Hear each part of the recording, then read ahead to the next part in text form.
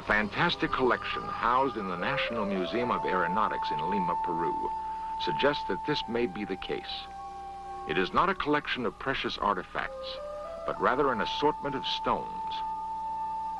The stones were discovered in 1963 in the tiny village of Ica that lies only 40 miles from the Nazca Plain. Bizarre drawings on the stones depict a curious breed of mechanical bird. On another is represented what could be a modern space shuttle. The stones are designed in the same style as Nazca ceramics. The message on the stones is evidently controversial.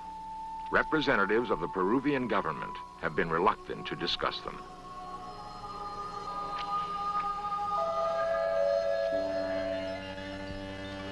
Golden icons, molded by primitive Indians in the highlands of Colombia, reinforce the notion that somewhere in man's past, the dream of flight was realized.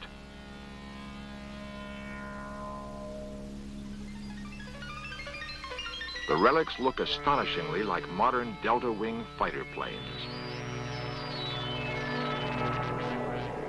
Off the coast of Peru lies the Bay of Pisco.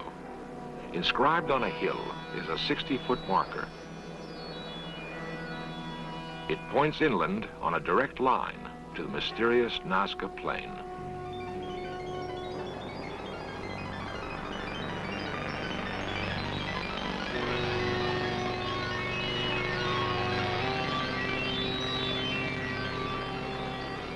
The base camp for prehistoric aviation may have been the Nazca Plain. The patterns have been laid out with great precision. Why did the ancients construct the Nazca lines? Nobody really knows.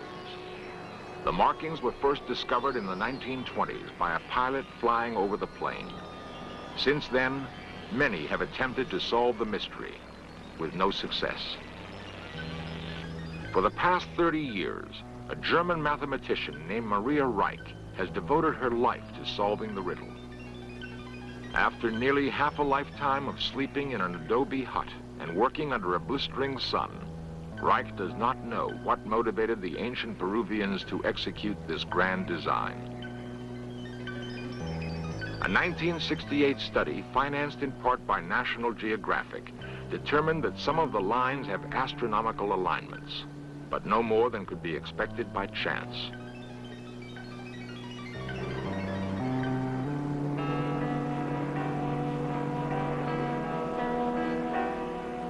And yet, the lines seem to be pointing. Do they point the way to other outposts where ancient aviators once touched ground?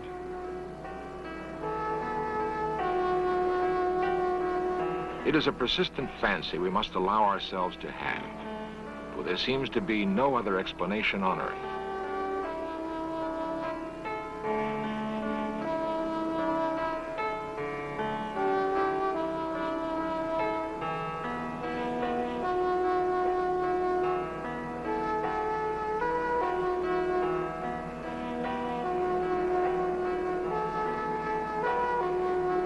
It is hard to shake the notion that here, on the plains of Nazca, there once flew ancient aviators.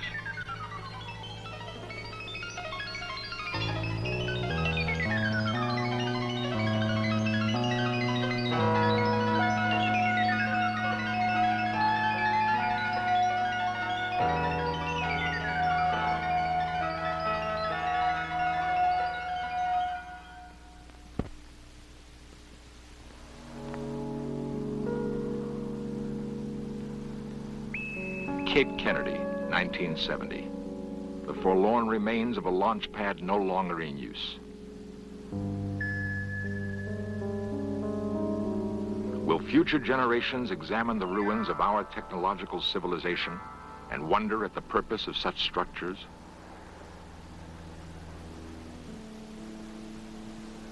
Will they understand the inner workings of radio telescopes or control towers and see them as evidence that in the 20th century, man was reaching out to the stars?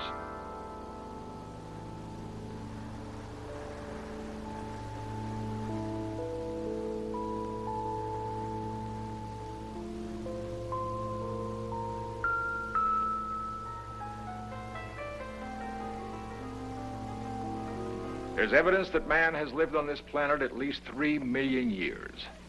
Were the inhabitants of other worlds idle all that time? Or were they, too, reaching for the stars, perhaps realizing their dream long before we could even speak it? And could it be that what it has taken us so long to do was merely to copy something we saw in our remote past? The answer may await us in the stars, a reunion of pupil with teacher.